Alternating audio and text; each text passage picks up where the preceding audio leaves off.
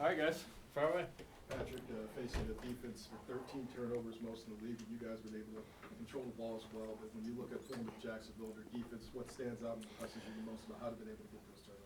Yeah, I mean, I think they're first off, they're very fundamentally sound, and when you have a fundamentally sound defense that's that talented, with the amount of players that they have at every single level of the defense, that's a hard defense to go against, and they do a great job attacking the football. They're causing the turnovers. Not like the turnovers are just happening. They're punching the football out. They're tipping passes. They're intercepting the football when they get their hands on it, and so it'll be a great challenge for us. We have to make sure that we're really fundamentally sound as well, and we can't give them any opportunity because they're capitalizing on them. Isolating Hines Allen, I guess, what type of challenge does he in particular? Yeah, I mean, he's just like the perfect build for a defensive end. I mean, just fast. He's tall. He just has a great variety of pass rush moves, and then he can drop in coverage if necessary as well. And so he's done a great job in this league for a couple of years now. And so I think he's kind of in that perfect moment where he's kind of a veteran and kind of knows the veteran stuff, but still has the athletic ability to make stuff happen as well. And so a great football player that we'll have to account for on every play. Patrick, when you went back and watched this game, was it kind of how you'd seen it immediately afterwards, or what stood out to you?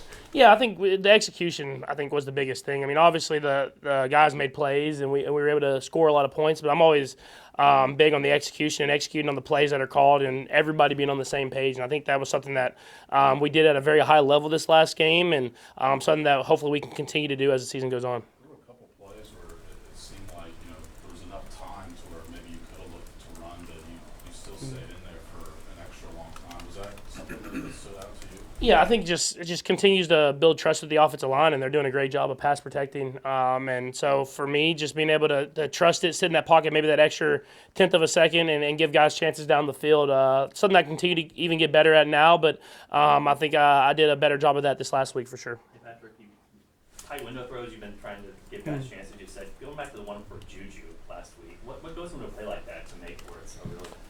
Yeah, I think it was we schemed it up very well, where we knew kind of the coverages that the defense was playing down there, and we knew that it was going to be a tight window. But the way they played their coverage, there was a spot on the thing, and Juju ran the route perfectly, and so I was ready to throw on time, and we had an option to go after that, obviously, but the window was big enough for me to throw the ball, and then a physical catch by Juju there in the end zone and making the play happen. And real quick, you guys have had more tight window throws, more deep throws, but not as many turnovers. I guess what do you attribute? Yeah, that speaks to the guys that are making the plays. I'm giving guys chances down the field, and they're making plays happen. It's either them or nobody else, and so that's something that we preached all off season, and it's good to see that success happening, and let's continue it as the season goes on. Andy was asked about the Lee Cohen, Robert Saleh sign stealing thing. Kind of laughed it off, I guess. Do you have to be any more cognizant of something like that this week?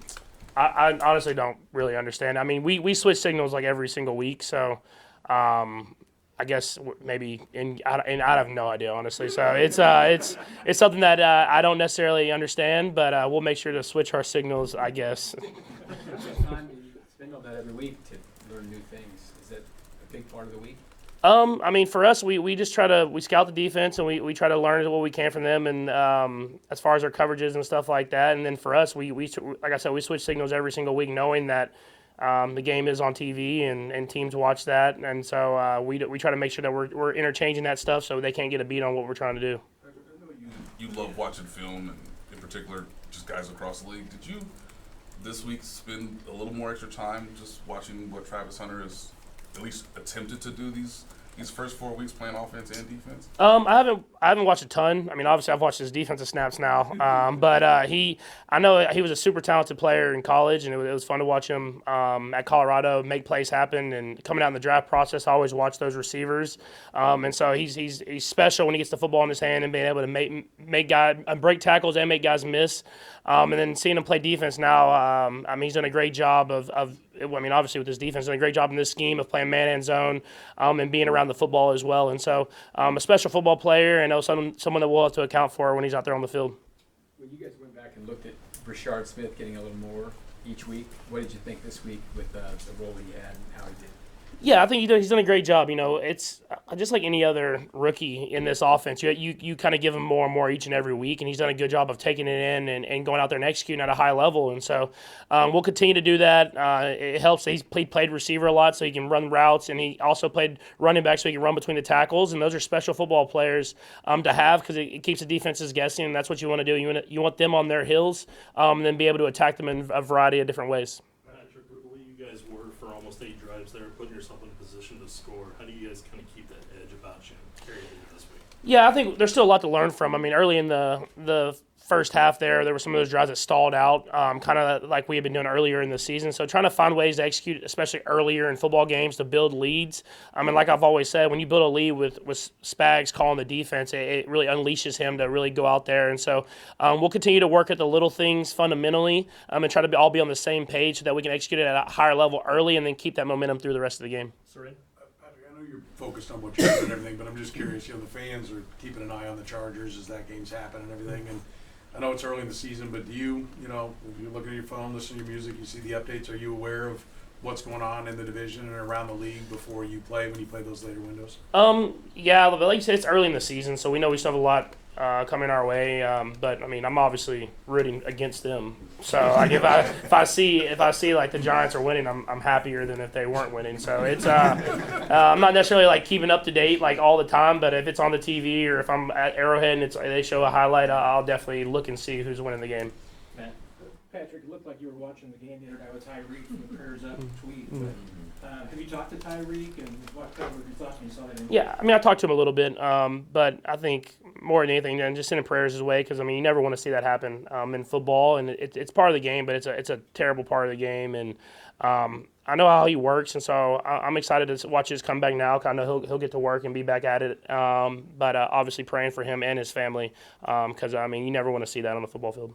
Herbie? Patrick, I know you don't really pay too much attention to your individual accomplishments, but 252 regular season touchdowns, now the youngest player. What does it mean to pass a guy like Aaron Rodgers? And you guys are kind of like friends. Have you heard from him?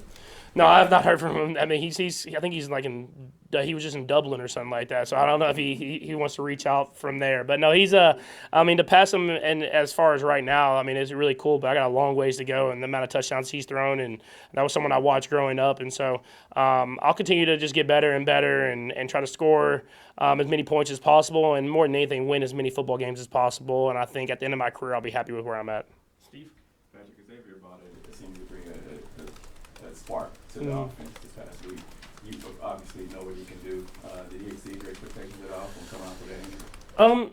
I mean, obviously, just you never know coming off injury, but that's what I expected from the beginning of the season. I think the best way to put it is he's a guy that can win one-on-one against really everybody in the league, and so when you have that much explosiveness and you can run routes like he does, it brings a lot of attention to him. And so you saw that they were having to make decisions if they were going to play man coverage or if they were going to play zone coverage, and then it helped get other guys open as well. And so as well as just bringing energy. I mean, he has a lot of energy on the football field. He's got celebration, it seems like every single week, and so I think that's contagious, and it brought energy to the entire sideline and the entire team, and it was a great thing to get him out there.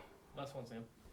You didn't go against Noah Williams a ton, probably. He wasn't playing a ton with the ones, but did his physicality stand out to you the reps you did get against him? Yeah, I think for sure. I mean, I usually have a pretty good feel for especially the DBs and stuff like that, and I mean, I was talking to Coach Merritt and Coach Spags early about just the way he played. I mean, obviously the physicality, but like he's in the right spot all the time, and he's in the right coverage. He has a good instinct for being around the football, and I think that's something that it's hard to learn. You kind of either have that or you don't, and so he's done a great job. I haven't been able to watch a ton of their film, but just from watching the coverages that I've seen, he's done a great job this year, and I think he'll continue to get better.